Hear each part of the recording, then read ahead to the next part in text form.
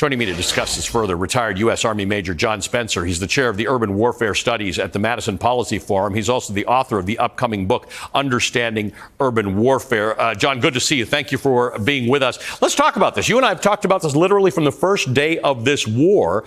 One would have assumed after 4 months, 5 months, 6 months, 7 months, if Ukraine wasn't winning this war, it was advantage Russia. That seems to be a very different case today.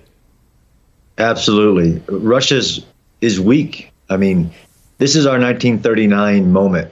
Putin has more similarities than Hitler, than any rising dictator that we've ever seen. In Ukraine, the small army, believed to have been fallen in 72 hours, is destroying Russia's military by every measure. And I'm a military guy, so I'm almost ashamed to call Russian military forces a military, because they're not. They're a horde of genocidal murderers. Let's talk about you. I've written your new book that you reference, and I need to understand. There's a motivational difference, right? Russia's got the availability of people. We're hearing they're a horde. They're using the Wagner mercenaries. They're bringing prisoners into the whole thing, but their motivations are entirely different from Ukrainian soldiers. Absolutely. I mean, the strength of the Ukrainian people, and I just got back from there not too long ago, and you've looked into their eyes. They're fighting for freedom, and that burning fight inside of them means that they're going to be more powerful than any Russian soldier. Russian soldiers were forced into Ukraine. Many of them are paid, or they're just literally psychopaths who want to do the awful things that we get to see on TV every day, and God knows what we're going to discover next. But yeah, that will to fight, that motivation in the Ukrainian people is the reason they're going to prevail. And see, it's not a matter of if, it's when. And all this support that's coming to them is the way that this war ends faster. Yeah, and part of that is because of the atrocities, right? One can win a war without going out of your way to commit civilian atrocities. Russia does not seem to be doing that. This is now the third set of mass graves that we've discovered, and all of that does motivate the rest of the world to say, you know what, we want in on this thing. In the beginning, maybe this wasn't our war, and maybe it wasn't going to be settled the right way, but Russia almost motivates the rest of the world to want to be involved in this.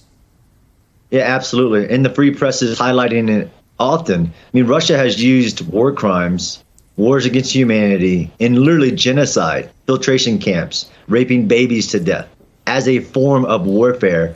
They're terrorists. I mean, Putin is literally a terrorist with a nuclear weapon.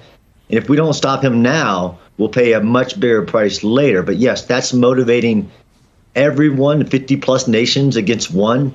This is a global issue. This is not just about Ukraine.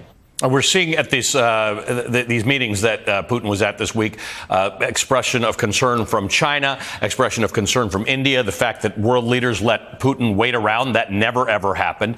There's a weakening of support around Putin. There's a strengthening of support of NATO, obviously the expansion of NATO, which is something he very clearly said he didn't want.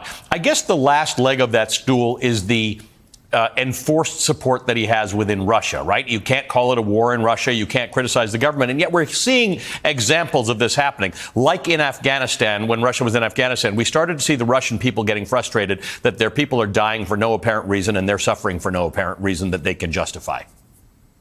Right. I mean, Putin's done a really good job in building his ability to control information in Russia.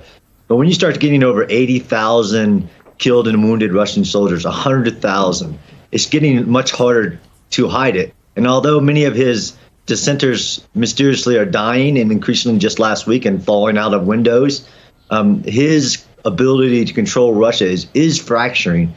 And his ability to mobilize a nation for war is almost not there. Most experts say even if he did that, he'd just get embarrassed by the Russian people not showing up for work.